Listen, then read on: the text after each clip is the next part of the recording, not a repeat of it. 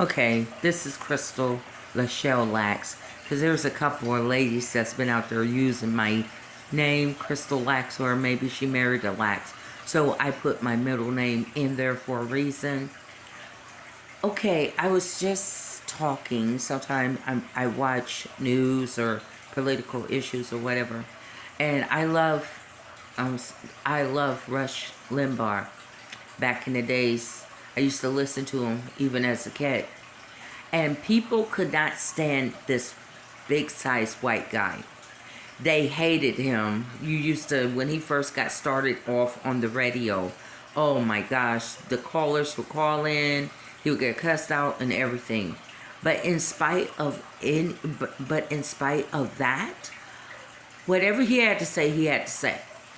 And a lot of things that he said brought truth to it, even if he came across as a bigot. But some of the things was nuggets, was gold nuggets. You just had to listen for it. You knew he was going to give you a gold nugget. And I consider myself as a female, yes, but as a black female Rush Limbaugh. Now, I may not can speak all of this political fancy words and stuff like that, but I break it down in my own way, artistic, as to white people you're very articulate. So I articulate my words the best way I can. And so I was just thinking about this political or social issue that we have, pandemic. I would call it an infestation pandemic of drugs.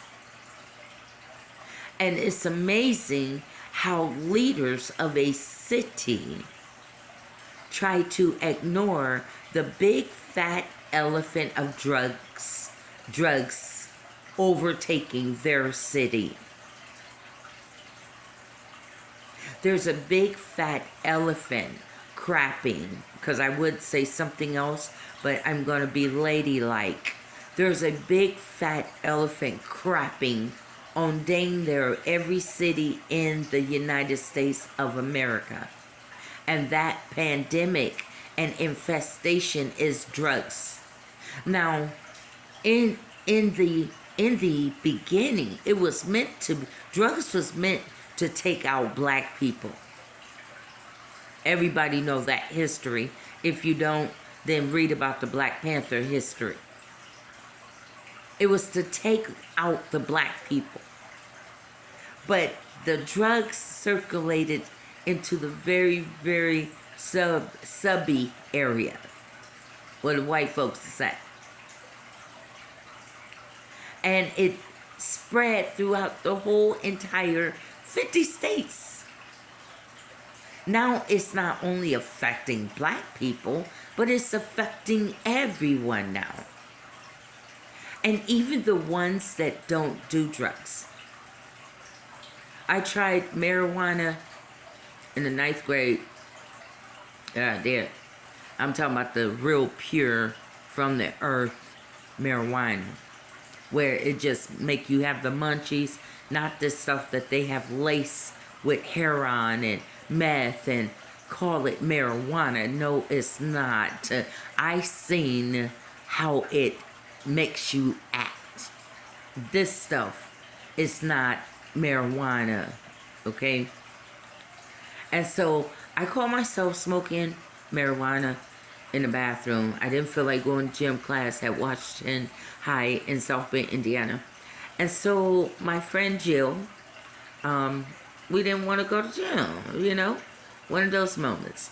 So we skipped school, we went to McDonald's, then we went in the girls' bathroom, and she had marijuana. And so it's like, at home, my brother used to smoke marijuana. We used to hit it, behind my mom back, right? So we're smoking marijuana in the bathroom, and teacher come in, we're stone busted, right? Get suspended. Mom is called. My mom worked as a CNA, and my mom worked the 3 to 11 shift, and sometimes she'd take the morning shift, 6 to 2. So I'm like praying. I mean, this is like the longest walk in my whole entire life. If anybody knows about the butterfly, when you about ready to get a whooping, you about ready to get your tail whooped, you already know it. And you take that long, long way home. And you finally reach your final destination home. And I opened up the door. All I heard in the back room, come on in and give me those clothes. Now, what they meant back in the days when they tell you to come on in and give me those clothes, that means all your clothes is coming off because she gonna whoop the hell out of you, basically. And so I came in, I'm like, really, oh man. And Lord, I gotta tell you, the iron cord whip marks all over my body. That's when I don't know why CPS didn't intervene then. We want to intervene in everybody else's business. That would have been the moment for CPS to bring their nosy tail in that situation. But she whooped me so bad that I don't like drugs to this day. Sometimes those butt whoopings came in handy because I used to see my friends in school and they would be drugged the hell out. They would be getting in trouble back to back. Some of them went to parties and they got drugs. Somebody put a Mickey in their drugs or something, and they're no longer the same. I used to have a friend named Tweet, very handsome, one of those boys that you just got a crush on, And he went to a party, and someone put something in his food or drink, and he just wasn't the same. He would come to school, but he wasn't there. He wasn't the Tweet that we know, and those deep dimples used to smile at us. He wasn't the same. Okay? So when people are lying and slandering my name and calling me a crackhead, you have never seen this black woman as your stereotype black woman. So they couldn't get to me. They start getting through to my children. Now, I do have to admit that my children also have a free will. It's not like they have not been taught by me to don't do drugs. Don't do it, right? Don't use something that will have more control over your mind. But kids gonna be kids. But at the end of the day, you can't trust smiling faces. Smiling faces. You can't trust smiling face and a shake of a hand. Sometimes that can be a snake shaking your hand. Sometimes that smiling face means that I'm about ready to put these knives in your back and become a backstabber. You heard me. So there's you can't just be out here doing that. And so for anyone, you got a chance to see my kids trying to be a people pleaser and trying to hang with the crowd because afraid of being rejected by people. But sometimes you got to take the burn of being rejected by people, because rejection is a positive thing. Rejection is going to teach you that these people wasn't good for you in the first place. It's a good thing that they rejected you, or you would have been drugged out, or you would have been in some mess that you should never had yourself into. So therefore, this good for people to reject you. That goes to tell you that that's God's armor of protection. We have been taught that rejection is a bad thing. We have been taught that you must not be important and you must not be good enough because you're being rejected by so many people.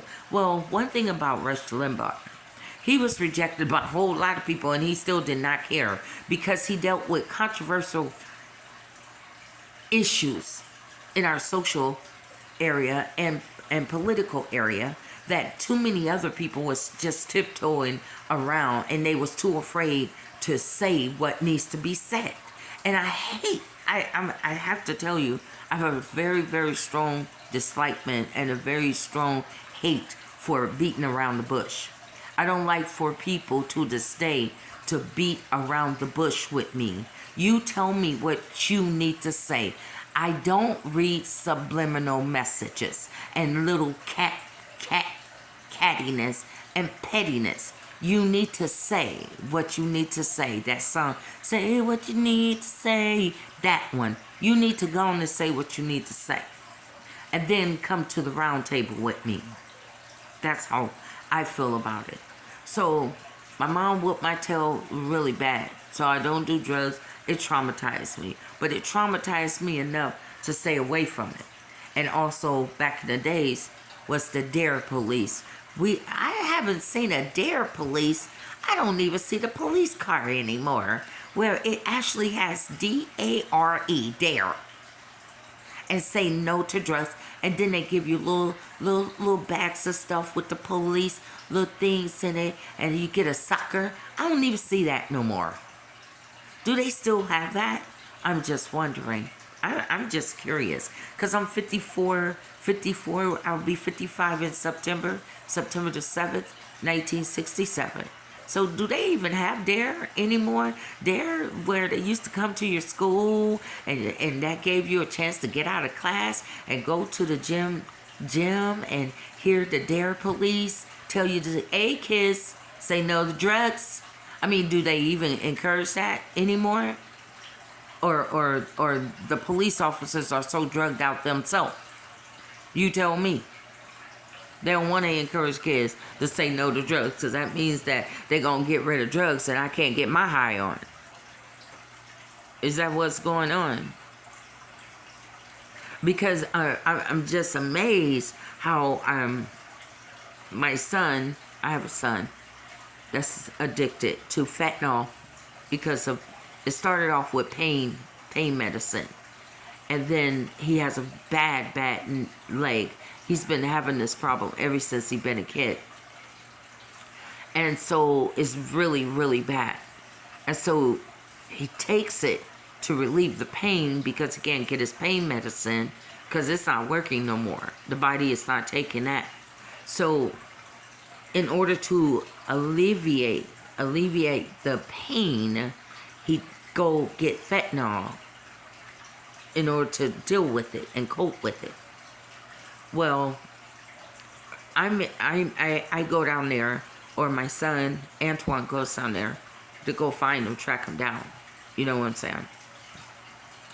And so I was going down there to look for him, find him, and I just had all type of young drug dealers saying, "What you smoke? What you need?" Just approaching anybody up under the sun. And the police is watching all of this activity. And it was mainly Hispanic people that was out selling the drugs, right? And so I'm talking about, they're bringing drugs from Mexico over in the United States and saying that they are our friend. I'm about ready to step on some toes here. They're saying that they are our friends, but the majority of people that is being destroyed by the drugs is natural born United States citizens. I don't think that I need to speak on that no more in order for you to paint the picture for yourself. When you actually open up your American eyes, your United States natural born citizen eyes, and you begin to see, oh, they're making fentanyl in a pill form. So we ain't gonna kill you just by you just carrying it and picking it up through the other liquid form. Oh no, we're gonna do it in a pill form and take you out. You don't get it. I was looking at the YouTube video and the officer, they had pulled someone over and they had fentanyl. Well, the officer didn't even touch it, just breathe it, and it knocked him out. So if it does that for just breathing it, what is it doing to the people body? And wonder why there's so much overdosing on the streets. Now, hold up, because I'm about ready to walk, about ready to step in my heels right now. Because there's higher people in high places that is seeing this and purposely and maliciously allowing it. The cops, I don't understand. You see all these drug dealers out here feeding these people this. Your law enforcement. So someone is telling you not to enforce the law in this area. And someone higher must be enjoying the benefits of the drugs being in that area and the money that comes in through the drugs in that area. Tell the truth and we shame the devil. We can't have a problem without doing the math to it. And I was speaking that there's a math problem here, common sense math problem. You don't need a degree in order to have common sense. And that's what I've been brought up on. Rather, I'm ghetto, some call me ghetto here in California. But actually, baby, I'm more countrified. That means country people tend to deal with common sense without a degree. Common sense and God. Put those two together and you'll swear up and down that I have a bachelor degree when I don't. It's just common sense and wisdom. So, yeah, there's nothing wrong with common sense. Some people with all these degrees look at you like something wrong with that. Ain't nothing wrong with me. What's wrong with you? You have degrees, and I don't even know how you establish that because some of you are stupid. You act stupid. You sound stupid and dumb. You must have had someone to go and take your exams for you, didn't you? Or did you pay them? Anyway, let me stay on focus because I'm at 17 and I'm gonna upload this on my YouTube since TikTok sounds you out, block your sounds. Thank God for YouTube. YouTube is cool.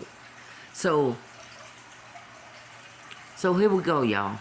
So you in this area now, you have the rights of the drug addict. You also have the rights of the people that lives in the area or works around this drug infected area. And their rights is also being infringed upon. Why? Because this is post-traumatic stress disorder right here. This is traumatizing every day.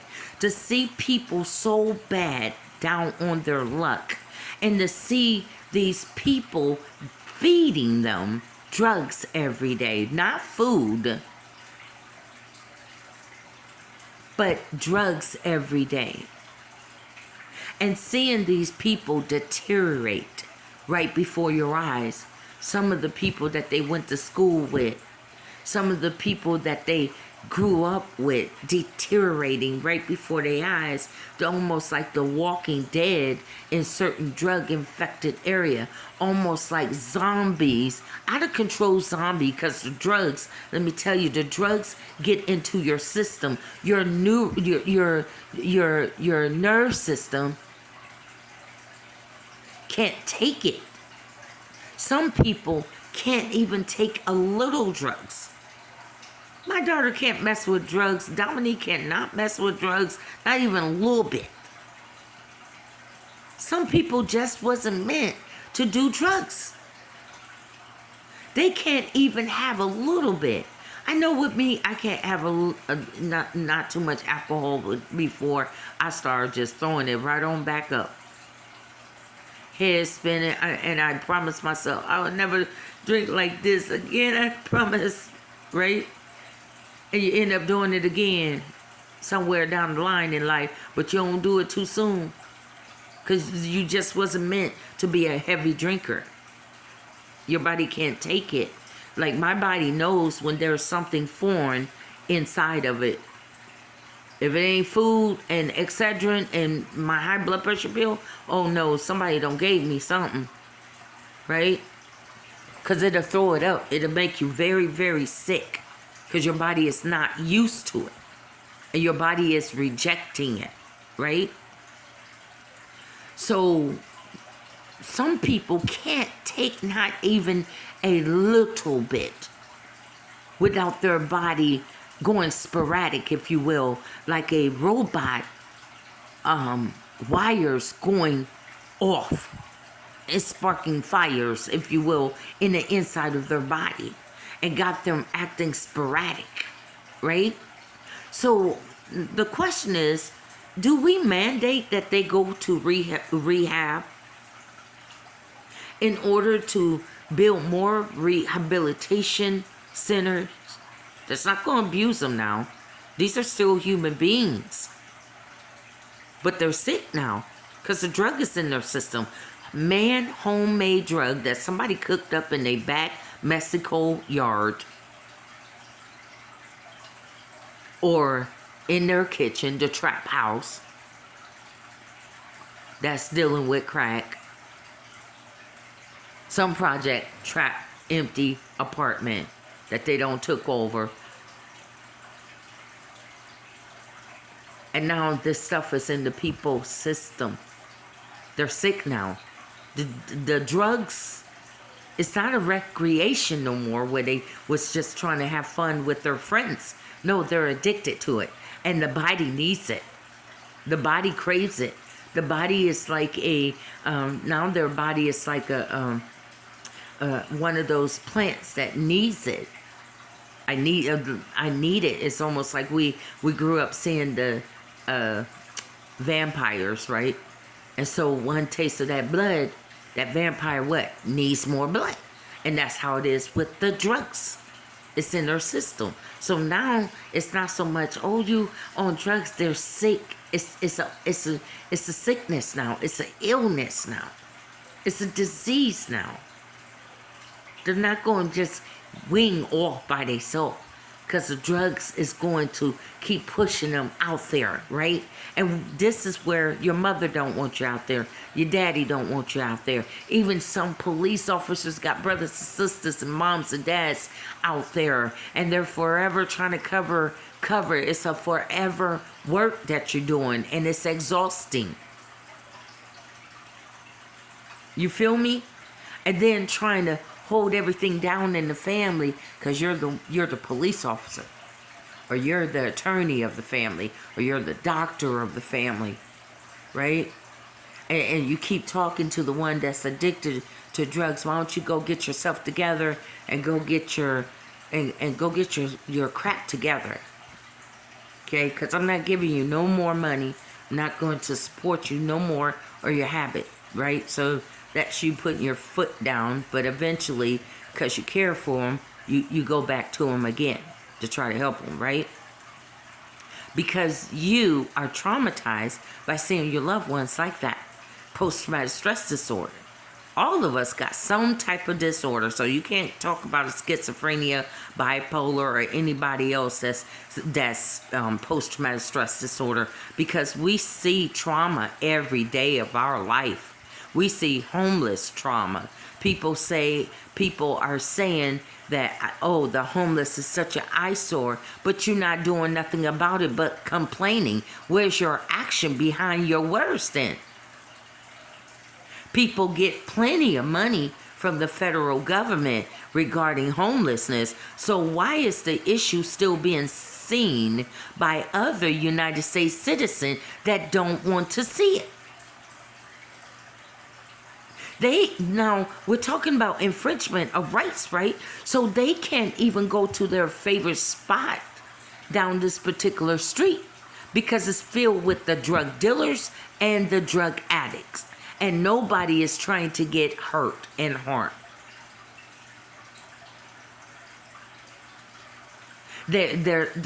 They're saying, I remember I used to buy these big old pickles at that particular store. The store is still there, but it's covered by the drug addicts and the drug dealers. Yeah, I don't think that I'll be going there to go get my pickle, basically. So here's the math. Here's the math to this thing right here. There's three people involved. There's the drug dealer, the drug addict, and the people that's not addicted, but they're affected by the drugs in their neighborhood, in their community, in their work, around their work area. But they still got to go to work. But they have to walk through this. Some have to take their children to school through areas like this. I remember living out in Oak Park, and yeah, I was with a friend, and I had to walk my kids to school. And you used to see needles down on the ground while the kids was on their way to school. That's traumatizing. You understand? Even for your kids to see that. Even for your kids to be seeing grown people shoot up. But it is reality, right? Because it's in your face. That's real life reality in your face. Not Hollywood. Real life reality. So out of the three, there's this three equation here. This three thing that's going on. I said that there's one person that ain't got no rights being there. The person, the people that lives and work in the community, they have rights. But the people that is selling the drugs, illegal, have no rights, no standing. None. You shouldn't even be there. It should be enforced for you to get your tail off the corner because you are the distributor. And these people are dying from your drugs that you are putting out there. And what makes it so bad, when the people die, they don't want to be accountable or take responsibility for the drugs that they have distribute out there on the streets. So you're an illegal pharmacy company, and you know that your drugs can really kill people. And what you're trying to do is get out of facing jail time for murder. Because, hey, I didn't tell them to come get the drugs. I ain't put no gun to nobody's head. And that's how you rock it, right? That's how you rock it. That's how you roll with that, right? But here's the thing, is that if you wasn't there, they wouldn't have you to come to.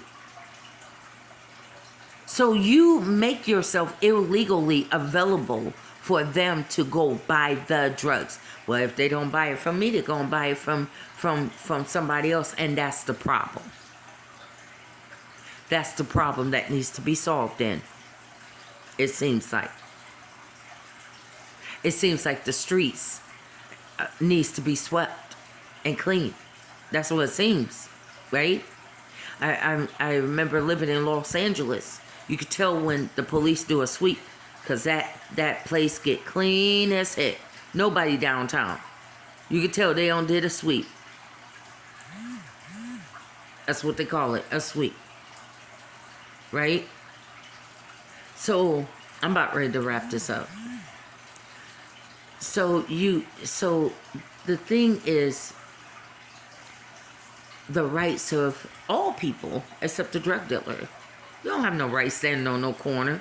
What's your rights? What's your legal United States rights of standing on the corner distributing drugs? What is it? Because even the person that's addicted to your drugs have rights. Have the rights that should we mandate them to go into rehab. There's no ifs and buts about it, because now you're in a state of mind that you can't even make decisions for your own self. Your family can't make choices and decisions for you without infringing on your right. So do we make it a law where it's mandated? If you get in trouble one too many times and it's showing that your life, that you are not gaining no type of control or sensible control about your life, do we make laws that is mandated for you to go into rehab, to be forced into rehab?